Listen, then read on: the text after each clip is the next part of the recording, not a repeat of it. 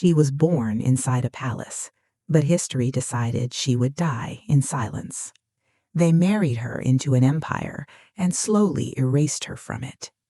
After his death shook Europe, she was treated like the danger that needed hiding. She survived the collapse of an empire only to lose her own daughter to it. 2 world wars passed over her life, and still no one was watching.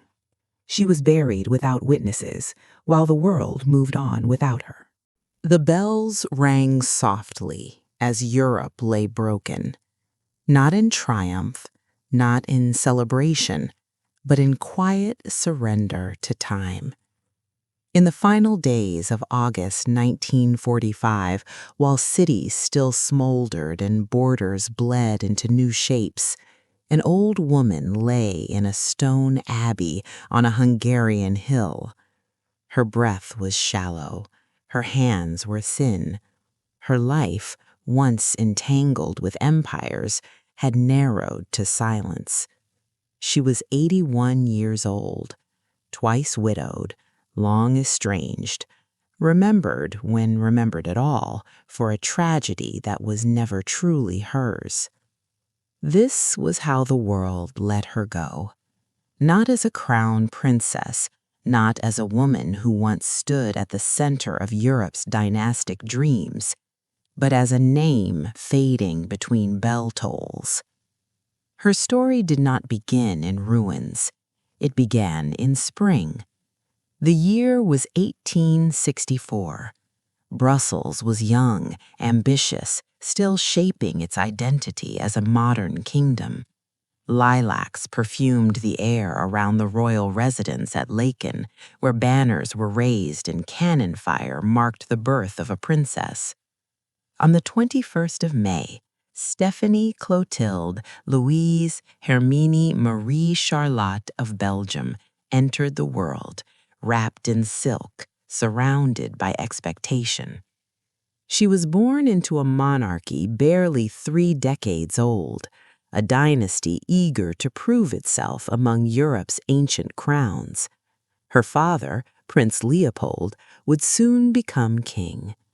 To the public, he appeared disciplined and visionary, a ruler determined to transform Belgium into something grander. Broad boulevards rose, marble monuments followed. Brussels was reshaped in the image of imperial capitals.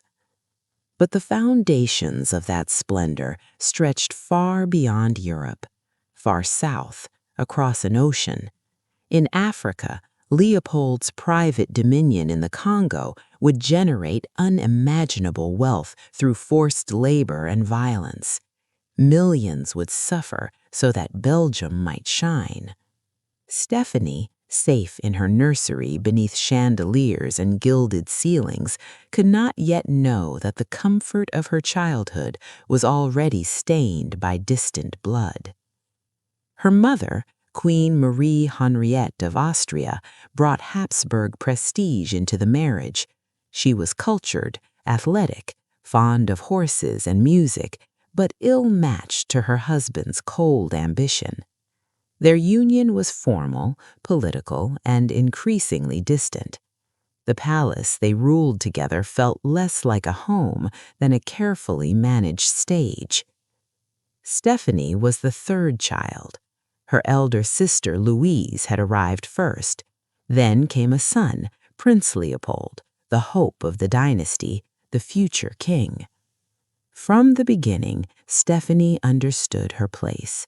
She was loved, but not essential, valued, but not central. In royal households, even affection followed hierarchy. The palace glittered, yet warmth was scarce. Days were governed by tutors, by schedules, by rules meant to shape obedience rather than joy. The children learned early that silence was a virtue. Feelings were to be contained. Endurance mattered more than comfort. Still, childhood offered brief mercies. The gardens of Laeken stretched wide, filled with rare plants and glass houses that glowed in sunlight. Stéphanie learned languages almost as soon as she learned to read. French for court, German for lineage, English for diplomacy. She was observant, curious, but careful. Even her curiosity learned restraint. Then, before she turned 5, death entered the palace.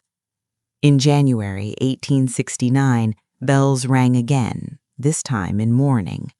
Her brother, the young prince, fell ill and died at 9 years old. The heir was gone.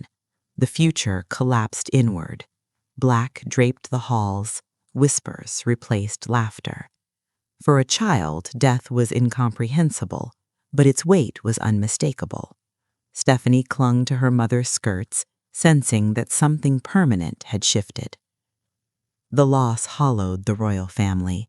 Her parents, already distant, drifted further apart. Grief did not unite them, it froze them. Stéphanie learned her first lesson in dynastic life. Sorrow was endured alone. 2 years later, death returned, this time for her. In 1871, disease swept through Brussels. Typhus did not respect palace walls. Stéphanie fell suddenly ill, her small body burning with fever.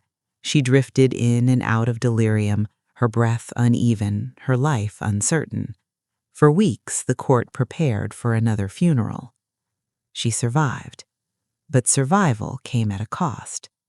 When the fever broke, something had changed. The child who rose from that bed carried a seriousness beyond her years. Those who knew her later spoke of it often, a gravity that never quite left her. She had learned too early that even princesses were fragile. Her education intensified, discipline replaced indulgence. Tutors demanded precision in posture, in handwriting, in speech. Every mistake was corrected, every weakness pressed flat. She absorbed it all quietly, her resilience hardening into habit.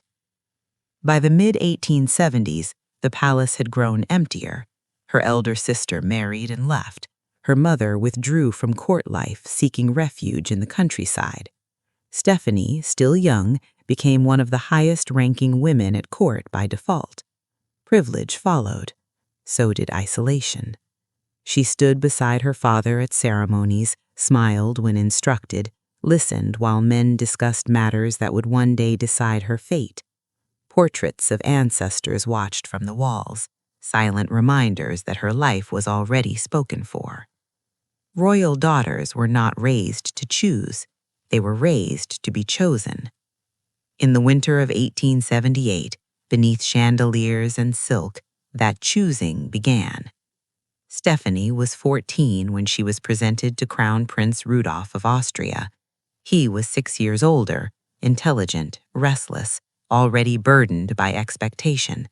Their meeting was polite, carefully arranged, charged with purpose she could not yet understand. She curtsied. He bowed. The music played on, unaware that something fragile had just been set alight. She did not know then that this encounter would define her life, that it would bind her to a man already unraveling, that it would lead her toward a hunting lodge, a gunshot, and a silence that would follow her for decades. As the evening ended and candles flickered low, a flame trembled in the draught, uncertain whether it would endure. And somewhere in the distance, history leaned closer, waiting to breathe it out. Vienna received her in white. Snow softened the city's edges, muffling the sound of hooves and wheels as carriages rolled through narrow streets toward glowing palaces.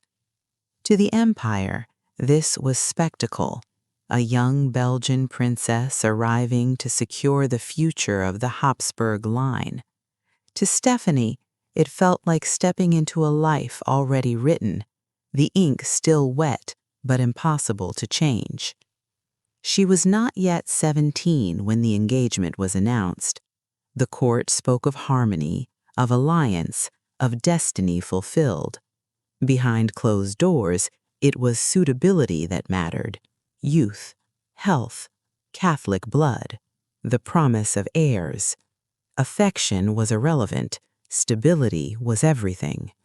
Crown Prince Rudolf, heir to one of Europe's most powerful empires, needed a wife who would not complicate the role. Stéphanie, disciplined and obedient, was deemed ideal. In May 1881, Vienna celebrated. Church bells rang across the city, streets filled with crowds craning for a glimpse of the bride who might one day become empress. Inside the Augustan church, gold gleamed beneath vaulted ceilings heavy with history. Generations of Habsburg marriages had passed through this space, each binding another life to the machinery of empire.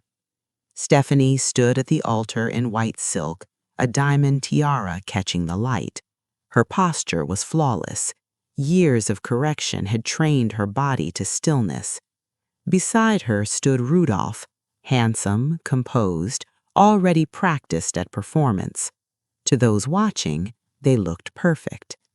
Appearances are generous liars. The vows were spoken, the empire exhaled. Belgium had delivered its daughter, and Austria-Hungary had secured its future. Yet even in the music and applause, a tension lingered. Those closest to Rudolf knew his temperament, brilliant, restless, often defiant.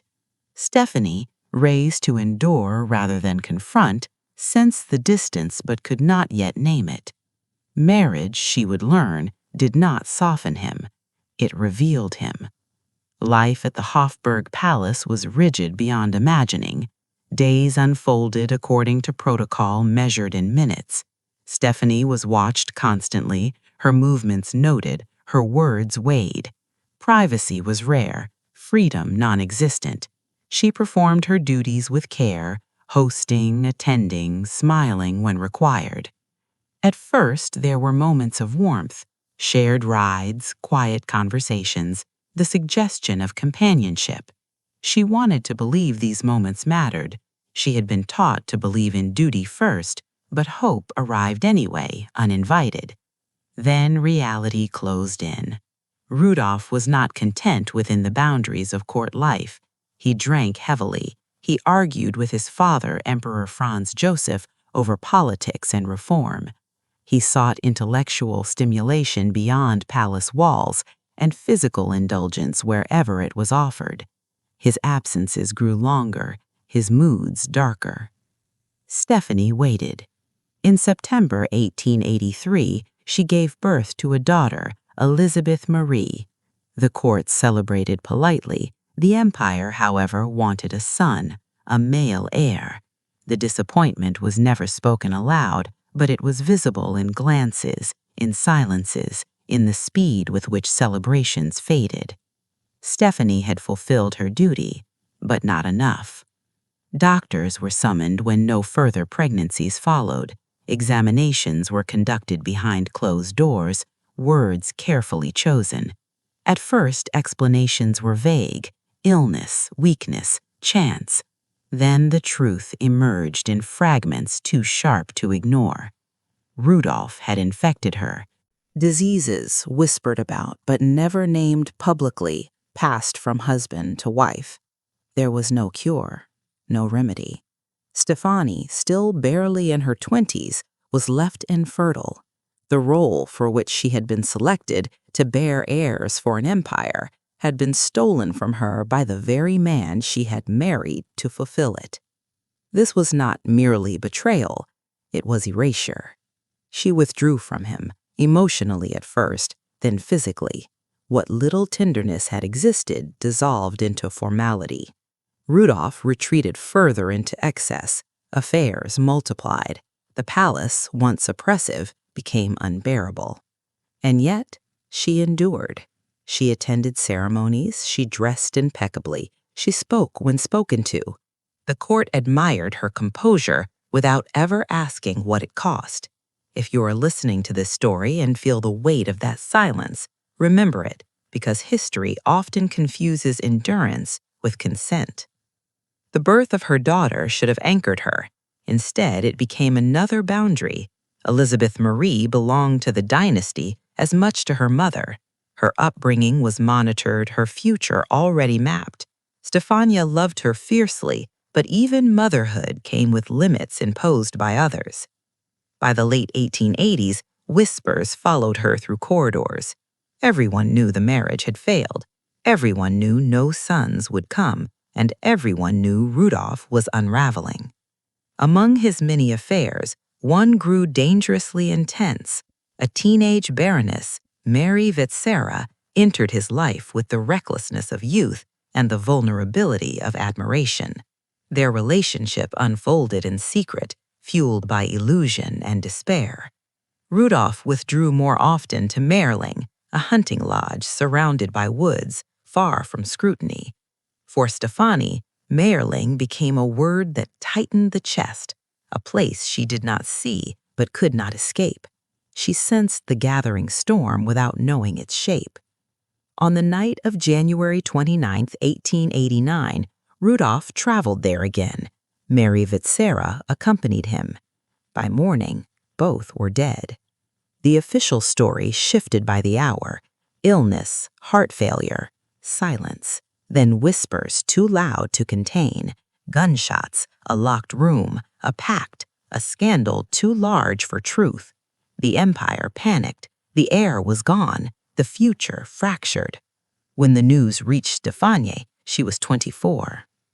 Widowhood did not arrive gently. It fell like a door slammed shut. Her husband, faithless, volatile, damaging, was dead, and with him died any illusion that her suffering might remain private. The court recoiled. Rudolf's death was not only personal tragedy, it was political catastrophe, and Stéphanie, by proximity alone, became dangerous. She was a reminder of disease, of failure, of scandal. Letters arrived, one from Rudolf himself, written before his death. Words of affection, regret perhaps. They could not undo what had been done. They could not restore what had been taken. Vienna grew cold. She was still crown princess by title, but she was no longer welcome at the center of anything. Requests to return to Belgium were denied. Her daughter would remain Habsburg, and so Stéphanie stayed, isolated, watched, grieving a man who had wronged her and a life that had ended before it truly began. As winter settled over the city, snow fell again, coating rooftops and silencing streets. A carriage waited at the palace gates, its wheels dark against the white. Inside, a young widow dressed in black stared through a frost-laced window, knowing she was being carried away from something she would never reclaim. And somewhere beyond the city, a hunting lodge stood silent, its doors closed, its truth buried, its echo still ringing. The sound had already been made. The question was how far it would travel. Vienna did not expel her, it simply erased her. After Mayerling, the court moved with practiced precision. Doors closed softly, invitations stopped arriving, conversations ended when she entered a room. Stéphanie remained, but only in form, like a portrait left hanging after the subject had died. Widowhood should have brought sympathy. Instead, it brought suspicion. Rudolf's death had shaken the empire, and empires do not mourn quietly. They search for containment, for distance, for anything that might dull the edge of scandal. Stéphanie, young and visibly marked by the failure of the marriage, became inconvenient. Not blamed outright, never accused, just set aside. Her daughter was 5 years old. Elizabeth Marie became both anchor and chain. Stéphanie's love for her was fierce, almost desperate. In that child she saw something still unbroken, but the Habsburg court saw something else, a dynastic asset that did not belong solely to its mother. Tutors, governesses, schedules, approvals. Time together was measured, affection supervised. Motherhood, like everything else, was conditional. She asked, quietly at first, then with growing urgency, to return to Belgium, to raise her daughter among familiar faces, away from the suffocating echoes of Vienna. The answer was always the same, polite, Final. No. She remained because she had no choice. The days blurred, black dresses, measured steps through echoing corridors, ceremonies where she stood just far enough from the center to remind her of where she no longer belonged. The emperor treated her with correctness, never warmth. The empress withdrew into her own grief, unreachable. Loneliness became routine. It was during this long, hollow aftermath that Stéphanie found unexpected companionship. Count Artur Potocki, a Polish nobleman, refined and gentle, offered her something no one else had in years: uncomplicated kindness. He did not represent a court. He did not speak to her as a symbol. He spoke to her as a woman. Their bond grew slowly, carefully. It was not reckless. It was restorative. For the first time since childhood, Stéphanie felt seen without being evaluated. Then fate intervened again. Potocki fell ill, cancer of the larynx. His voice weakened, then vanished entirely. Surgery failed. The man who had listened to her so patiently could no longer speak at all. Stéphanie stood by him through the slow cruelty of his decline, holding his hand as words disappeared and breath grew thin. In March 1980, he died. Within a single year, she had lost the husband who betrayed her and the man who comforted her. Vienna, already unbearable, became a place of ghosts. Rain fell on fresh stone once more as she stood at another grave, black veil soaked, face unmoving. Somewhere inside her, something closed. She began to travel, not as escape, but survival. Malta, Sicily, Tunisia, Corfu. The Mediterranean offered light, distance, and anonymity. In foreign streets, she could walk without whispers following. The sea did not know her history. The sun did not ask questions. Yet grief traveled with her. No matter how far she went, Mayerling followed. A closed door, a gunshot, a silence that had reshaped her life. If you've stayed with this story this far, consider what that kind of echo does to a person, not once, but every day. Back in Belgium, her father watched closely. King Leopold II had little patience for sorrow. To him, Stéphanie's life remained unfinished business. She was still young, still useful, still movable. Letters arrived, firm, commanding, precise. He urged her toward remarriage, toward alliances that might restore what had been lost. One name surfaced repeatedly: Archduke Franz Ferdinand. The irony was brutal. The man who now stood as heir to the Habsburg throne, the same man whose future death would one day ignite a world war, was proposed as her second husband. For Leopold, it was strategy. For Stéphanie, it was a return to the cage she had barely survived. She refused. Quietly at first, then firmly. For the first time in her life, she did not bend. This refusal widened the rift between father and daughter. Letters grew colder, commands sharper. Affection, already scarce, vanished entirely. Stéphanie understood the cost. To defy her father was to risk exile from her own family. But Vienna had already taught her what obedience purchased. It was during this period, neither fully free nor fully bound, that she met Count Elemer Lonyai, a Hungarian aristocrat. He was not a prince, not an heir, not a solution to dynastic problems. He was thoughtful, educated, calm, and he treated her as an equal. Their relationship unfolded without spectacle, no ballrooms, no announcements, just long conversations, shared silences, and a growing sense of peace. With him, Stéphanie did not feel like a relic of tragedy. She felt alive. Love came quietly. So did resolve. She knew what choosing him would mean. To marry beneath her rank was to surrender everything the courts had once promised: titles, privilege, even her place within her father's world. When Leopold learned of the relationship, his reaction was swift and merciless. He forbade the marriage outright, threatened disgrace, warned of permanent rupture. Eleanor converted to Catholicism, hoping it might soften the king's stance. It did not. Stéphanie made her decision anyway.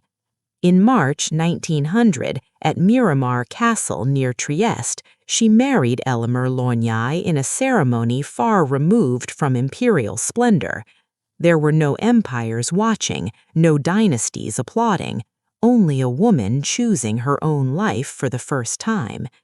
The price was immediate. She lost her imperial titles, Vienna closed its doors completely, her father severed contact. When her mother died in 1902, Leopold forbade Stéphanie from attending the funeral. Even grief became conditional. She accepted it, because what she gained was something crowns had never offered: dignity on her own terms. Together, Stéphanie and Elmer built a life at their estate in Rosavolgi, near what is now Bratislava. The gardens were wide, the pace was slow. For the first time, she lived without scrutiny. But history was not finished with her. Beyond the trees, beyond the calm, Europe shifted restlessly. Borders trembled, alliances tightened, and in the distance, another city waited: Sarajevo, where a carriage would one day roll into destiny. The wind moved through the estate gardens, carrying a sound faint at first. Not a gunshot, not yet, just the low, distant toll of bells, warning that the quiet would not last. The bells of Sarajevo rang into chaos. June 1914 arrived heavy with heat and unease. When the shots cracked through the narrow streets, they did more than end 2 lives. They tore open a continent already straining against its seams. Archduke Franz Ferdinand lay dying beside his wife, Sophie, blood darkening the cobblestones. The echo raced outward: Vienna, Budapest, Berlin, Brussels, until Europe itself seemed to shudder. For Stéphanie, the news carried a cruel symmetry. Years earlier, her father had tried to place her beside that same man, to restore her to imperial relevance after Mayerling. She had refused. Now the man who might have reshaped her fate was dead, and the empire that had once caged her moved towards self-destruction. Within weeks, ultimatums hardened into declarations. Armies mobilized, borders closed. The Great War began. And once again, Stéphanie found herself split by history. She was Belgian by birth. In August, Germany violated Belgium's neutrality, overrunning towns and villages with ruthless speed. Churches burned, civilians fled. The world read of atrocities and resistance. Belgium became a symbol, small, proud, crushed beneath the march of empires. Yet Stéphanie lived in Hungary. By marriage and by home, she belonged to the Austro-Hungarian world, now aligned against her native land. In drawing rooms and newspapers, victories were celebrated. In her chest, grief tightened. She mourned Belgium quietly, privately, because to mourn too loudly would invite suspicion. Her identity had become a fault line. At Roosevelt, life narrowed to essentials. The estate lay far from front lines, spared the thunder of artillery, but the war seeped in regardless. Supplies thinned, prices rose. Young men disappeared from nearby villages and did not return. The land itself seemed to listen for bad news. Stéphanie did what she could. She organized aid for local families, sent provisions to hospitals, offered quiet help where attention was dangerous. These were small acts against a vast catastrophe, but they gave her days meaning. If history had taught her anything, it was that survival demanded purpose. Meanwhile, Vienna changed. The court that had once frozen her out now barely existed as she remembered it. Ceremonies continued, but they felt hollow, rituals performed for a future already slipping away. When Emperor Franz Joseph died in 1916, she returned briefly to the city that had shaped her pain. Black draped the streets. Incense filled the cathedral. The old emperor was laid to rest, and with him an era. She watched the coronation of the new emperor, Karl, and his wife, Zita. They were young, earnest. They spoke of peace. For a moment, it seemed possible that restraint might prevail. It did not. The war ground on. Hunger followed. Dissent sharpened. And beneath it all, the empire cracked. At home, another fracture widened. This one quieter, more personal. Her daughter, Elizabeth Marie, was no longer a child. Raised within the strict orbit of the Habsburg court, she grew restless and defiant. She questioned the world her mother had been trained to accept.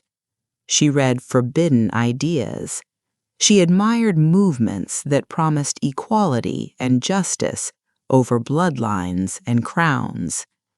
Mother and daughter spoke past one another. To Stéphanie, discipline had been survival. To Elizabeth, it was suffocation. Arguments hardened into positions. Letters grew sharp, then sparse. Each believed the other had betrayed something essential. By the time the war ended in 1918, their bond was already fraying beyond easy repair. And then the empire fell. Austria-Hungary fractured almost overnight. New nations rose from its bones: Austria, Hungary, Czechoslovakia, Yugoslavia, each claiming pieces of what had once seemed eternal. Monarchs fled, titles dissolved, palaces became museums. The old order vanished into paperwork and silence. For Stéphanie, the collapse was both loss and release. The dynasty that had diminished her no longer existed. The court that had rejected her could no longer judge. Roosevelt now lay within a new republic, but she and Elamir were allowed to remain.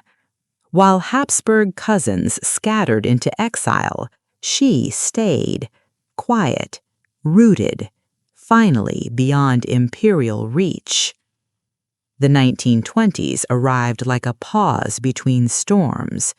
She traveled modestly, read widely, managed her household, walked the gardens at dusk with Elamir, listening to leaves move in the cooling air.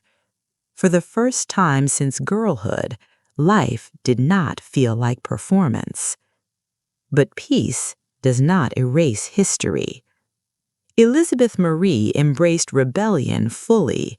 Newspapers named her the Red Archduchess. She rejected aristocratic values, pursued radical politics, and lived loudly in defiance of the world that had raised her. To Stéphanie, this felt like a final rupture, not only of values, but of the fragile thread that still connected them. Their last quarrel was bitter. Words spoken could not be reclaimed. In 1924, they stopped speaking entirely.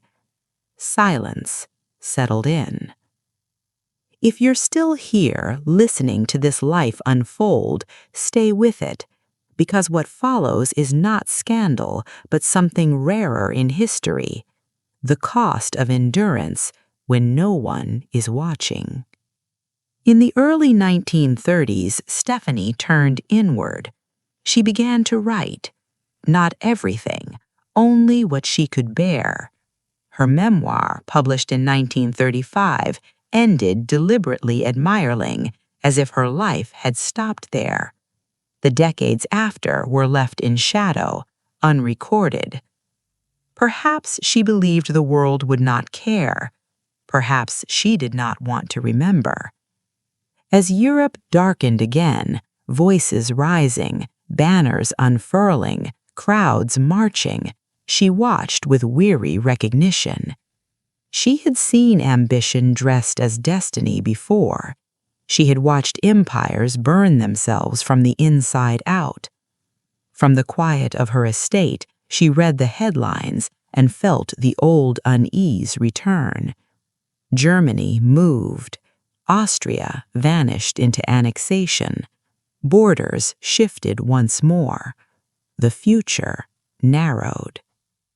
And as the wind moved through the trees at Rosavolgi, carrying the faint rhythm of distant marching feet, Stéphanie sensed what history had always taught her. The pause was ending. The quiet did not break all at once. It tightened. By the mid-1930s, Europe moved with a familiar tension, measured steps hiding urgent intent. Newspapers spoke louder each month. Parades lengthened. Borders stiffened. The old fear, once learned, returned to Stéphanie not as shock, but as recognition. She was in her 70s now. Time had thinned her voice and slowed her steps, but memory remained sharp. From the windows of Rosavolge, she watched a continent slide towards something she had already lived through, ambition feeding on grievance, certainty drowning restraint. In 1938, Austria vanished. The Anschluss folded Vienna into the German Reich with alarming ease. Crowds filled the streets, cheering beneath banners that did not belong to the city she remembered. The Hofburg, once the stage of Habsburg ceremony, once the place where she had walked stiffly as a young crown princess, now bore symbols of a new power. From afar, Stéphanie read the reports in silence. The empire that had rejected her was gone, but its palaces had not escaped history. They had simply changed hands. Hungary, where she lived, aligned uneasily with Germany. Laws hardened, suspicions deepened, conversations lowered their voices. Even at Rosavolge, the air grew cautious, as if walls themselves had learned to listen. Elamir remained steady beside her. Their life together had never been loud, and now it became quieter still. Fewer visitors, shorter journeys, days measured not by plans, but by what could still be preserved. Her health declined gradually. Walks shortened, rest came more often, yet she remained composed, shaped by decades of discipline that did not loosen even in age. She had outlived parents, siblings, lovers, emperors. Survival had never been triumphant. It had been persistent. Then, in September 1939, war returned openly. Germany invaded Poland. Europe ignited again.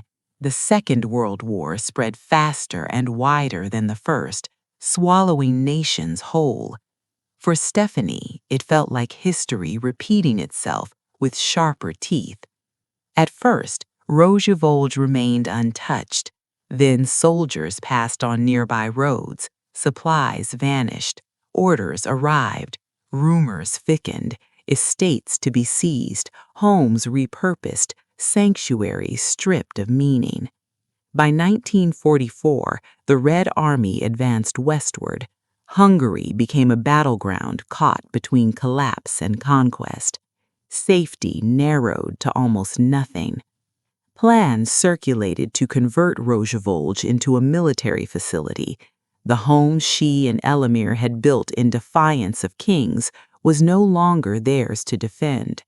They were old, tired, outpaced by forces that did not pause for memory. There was one place left. The Benedictine Abbey of Pannonhalma stood on a hill, its stone walls older than any empire she had known. For centuries, it had endured war and peace alike, its rhythm governed by bells, not borders. The monks opened their doors. The abbey offered no luxury, only quiet. Cool corridors, sparse chambers, candlelight instead of chandeliers. For Stéphanie, who had lived in splendor that never felt safe, the austerity felt like mercy. War pressed close even there. Soldiers spoke of requisition, of hospitals, of occupation. Fear did not respect sacred ground. Yet the chants continued. Morning, evening, the same Latin words that had echoed through her life since childhood, at Laeken, at Vienna, at gravesides. She attended services when she could not, she listened from her chamber, letting the sound of prayer carry her beyond the noise of the world. Her thoughts turned backward more than forward now. She remembered lilacs in Brussels, her brother's small coffin, the glittering altar in Vienna, the silence of Mayerling. She remembered the rain on Pataki's grave, Miramar's sea air, the first evenings at Rožavoli when life felt chosen, not assigned. And always she remembered her daughter. Elizabeth Marie remained distant emotionally, ideologically, permanently. The silence between them had lasted decades. No letters, no reconciliation. Pride had hardened into finality. Stéphanie rarely spoke her name aloud. But silence does not erase love. It only hides it. By early 1945, the war's end approached, though no one yet trusted the word peace. Hungary was scarred, cities shattered, the abbey trembled with uncertainty. Stéphanie was 81, frail but lucid, her body failing more quickly than her memory. She sat often by a narrow window, watching fields move in the wind. History had taken nearly everything from her: titles, certainty, even her place in memory. What remained was stillness. If you have stayed with this story this far, pause here with her, because what remains now is not tragedy, but reckoning. In May, Germany surrendered. Bells rang again across Europe, this time not for empire, but for exhaustion. Stéphanie did not celebrate. She had lived long enough to know what followed victory. Her strength faded quietly. On the morning of August 23, 1945, the abbey bells rang softly, not in announcement, not in ceremony, simply marking time. Stéphanie's breath slowed, her hand rested in Elamir. There was no audience, no court, no nation watching, just silence. She died as she had lived for decades, composed, contained, unseen. Her coffin was carried into the crypt beneath the abbey. Stone arches rose overhead, candles flickered, monks sang without haste. She was laid among the long-forgotten, her name carved simply into stone. A year later, Elamir joined her. Outside, borders were redrawn again, estates seized, histories rewritten. Rožavoli was lost. Her daughter lived on, still estranged. The world did not pause. Yet beneath the abbey, the bells continued their rhythm, steady, indifferent to power. And somewhere between those tolls, her story waited. Because memory does not end when a life does. It waits for someone to listen. And the final reckoning was still ahead. History did not rush to claim her. In the years after the war, Europe rebuilt itself with urgency, not reflection. Cities rose from rubble. New flags replaced old ones. Trials were held. Borders hardened. The world wanted forward motion, not quiet accounting. And so Stéphanie's name slipped further into the margins, too royal for the new order, too forgotten for the old. The abbey remained. Pannonhalma stood unchanged on its hill, its bells marking hours that no longer belonged to empires. Beneath its stone floors, her grave rested in stillness. No visitors came seeking a crown princess. No textbooks lingered over her name. She became what history so often leaves behind, a life lived in full, remembered in fragments. Yet fragments carry weight. Her memoir circulated quietly. Readers noticed where it stopped. Mayerling, always Mayerling. Scholars debated the omission. Some called it denial, others restraint. But those who listened closely understood something else. That place was not simply a tragedy in her life. It was the moment her life ceased to belong to her at all. Everything after had been survival. She had been raised to serve dynasties that collapsed, married to secure futures that shattered, discarded when usefulness ended. And when she finally chose herself, when she stepped away from crowns and courts, history lost interest. That, perhaps, was her quiet victory. In post-war Europe, aristocracy carried little currency. Titles were curiosities, estates were nationalized, old loyalties became liabilities. The world that had once demanded her obedience now had no place for her memory. Her daughter lived on. Elizabeth Marie died in 1963, having fully severed herself from the identity her mother had tried to preserve.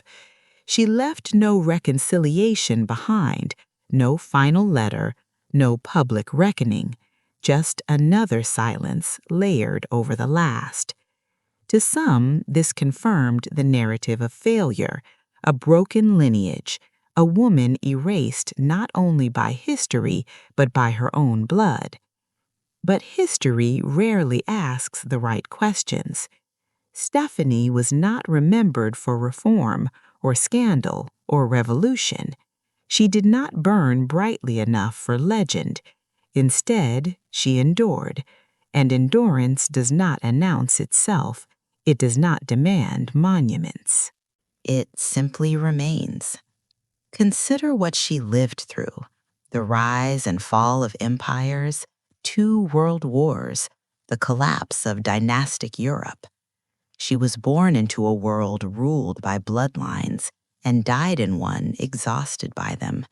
She watched power promise order and deliver ruin again and again. And through it all, she adjusted without ever being asked who she was beneath the role. Her tragedy was never just Mayerling. It was being shaped for a purpose that others destroyed, then punished for not fulfilling. It was losing fertility to betrayal and being judged for its absence. It was loving a child who grew up inside a system that taught her to reject the very survival strategies her mother had learned. And yet, she did not become cruel. Those who knew her in later years spoke of gentleness, of attention, of a quiet generosity that did not seek credit. She supported neighbors, helped where she could, lived modestly, loved steadily.